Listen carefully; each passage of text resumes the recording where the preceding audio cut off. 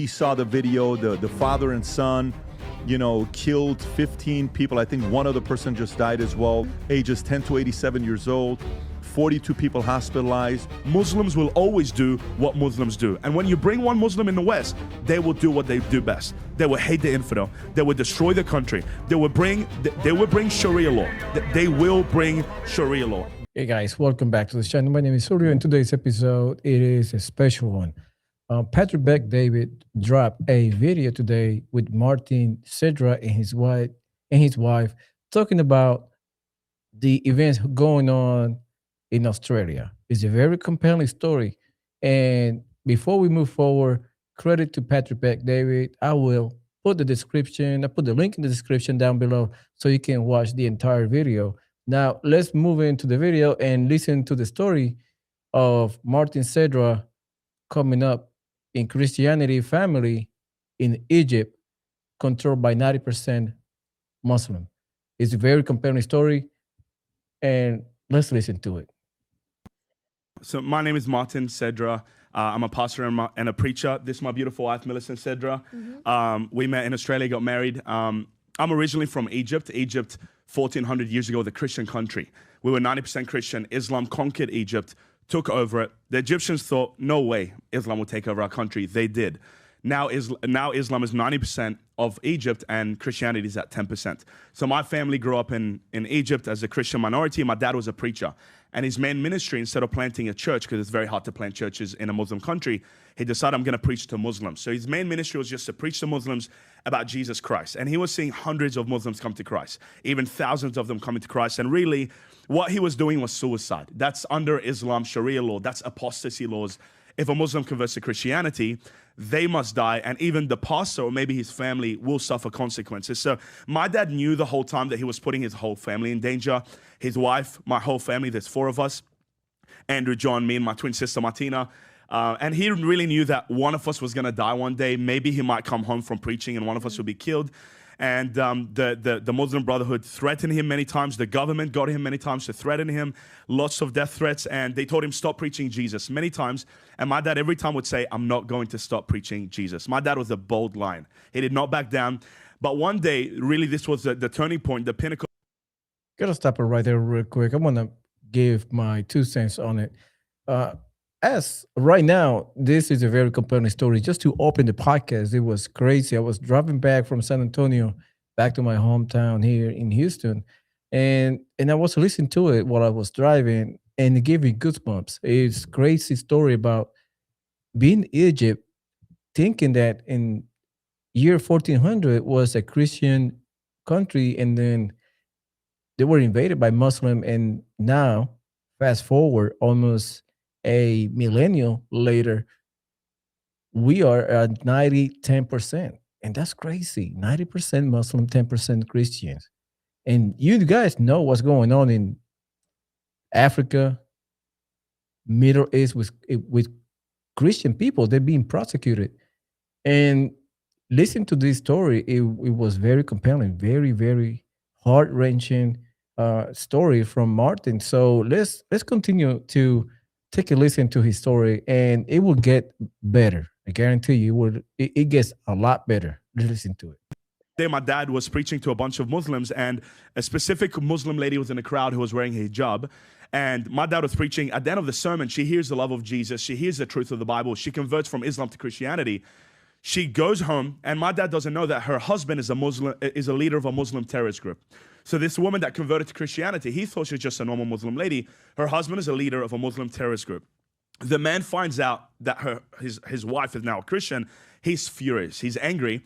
He plans to, obviously wants to come after my dad. And the plan was he was going to kidnap my brothers. My brothers were 9 and 5 at the time, Andrew and John. He was going to kidnap them, behead them, put them in a bag, send it to the front door of my dad's house to teach him a lesson. Don't preach Jesus again. That's just what Muslims do. Muslims, if they want to, if you mess with the Muslims in a Muslim country, if you mess with their Allah, if you critique Muhammad, what I am doing now, they will come after us. We've had people follow us in shopping centers a few weeks ago.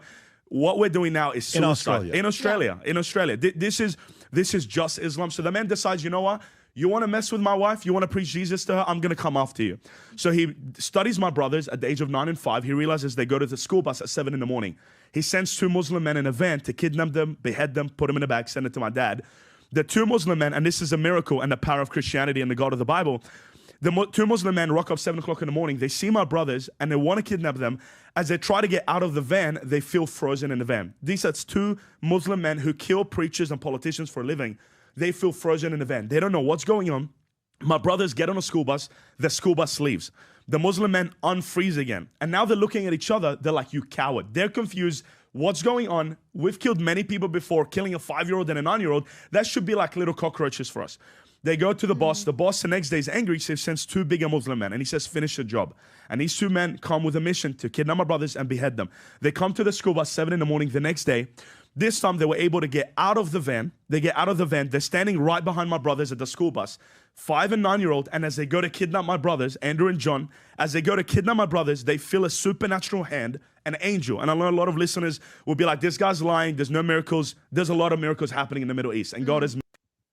Wow, that is insane that in a Muslim predominant country, as of right now, miracles happen. And tell me down below, like if you're experiencing miracles where you at, and or you see miracles or listen to it, because it's very intense, and how far these Muslim radicals are willing to do just to to get the point across. And that's insane.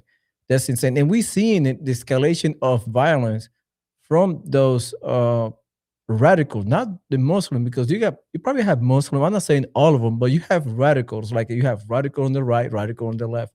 But radical in religion is way different, and it tends to go physical when they feel like they're being threatened. You know what I mean? So it could get real physical, and we seen through history that Muslims and the Israelites, they've been battling each other since like millennials. It's never ending story. So seeing this, it would not surprise me that this event happened in Egypt, Africa, Saudi Arabia, Afghanistan, Pakistan. Persecution towards Christian is very predominant nowadays.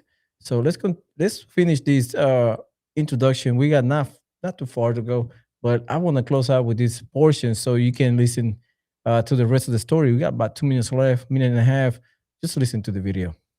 They feel a supernatural hand. An angel grab both their hands and tie it behind their heads. These Muslim men don't know what's going on. They don't know it's an angel. My brothers get on the school bus leaves, and the 2 Muslim men unfreeze again. And now the boss doesn't know what's going on. He's killed many people before. He goes to my dad's house, knocks on the door, and he sits with my dad and he tells him the story. And that's how we know what happened. He says, I tried to kill your children. I tried to behead them. This was the plan, and it failed. And he lands by saying this statement, and this was the pinnacle of our testimony. He says, I tried to kill your children, but your God protected them. Wow. And that Muslim terrorist leader, that Muslim Brotherhood leader in the living room in our house becomes a Christian, repents of Islam, gets baptized, and Jesus Christ reigns. And what this story tells me, for all my listeners here, whether you're a Christian, a Muslim, this story tells me one thing, that the God of the Bible is the one true God. Yeah. This story tells me one thing. People tell me, why are you not scared of Islam? Why are you not scared of Muhammad? Pastor Martin, why are you not scared to, your wife might get killed, your future kids might get killed. My wife is pregnant now. And I'm like, mate, what if they try to kill my future kid? Yeah. And they always ask me, why are you not scared? And I tell them, you know why I'm not scared? My God is the one true God. And if God wants me dead, I'm going to die. So this tells me my God is stronger than Allah. My God is stronger than Muhammad. Yep. My God is stronger than all of the Muslim Brotherhood combined. And really, we've seen the miracle working hand of God. And this is a testimony we come out of. And that's why we don't care what people think. We're like, let's go. What's the worst that can happen? You're going to kill me. If I die, I die. That's just said. They killed Charlie Kirk. They killed Charlie Kirk, and they thought it's finished. No, you didn't kill Charlie Kirk. You multiplied his influence. You created a revival in America. Yep. As Tertullian said in the 2nd century, the blood of the martyrs is the seed of the church. Every time they kill Christians, we don't decrease. We go bigger. Wow. What a testimony. What a testimony. Let me know down below what do you think about what Martin Cedra say on the PBD podcast. like I said in the beginning, I'm gonna put the link in the description down below. I'm gonna put the link for Martin Cedra on Instagram so you can go follow him and his church. And man, this is amazing. I encourage everybody to go to the link, watch the entire video because it is well worth it. So I'm gonna make a few more reactions of this entire podcast throughout the week. So if you not catch me today, you might catch me later. And guys, thank you so much. God bless you. Happy holidays. And I'll see you guys on the next one. Take care. God bless you. Bye bye.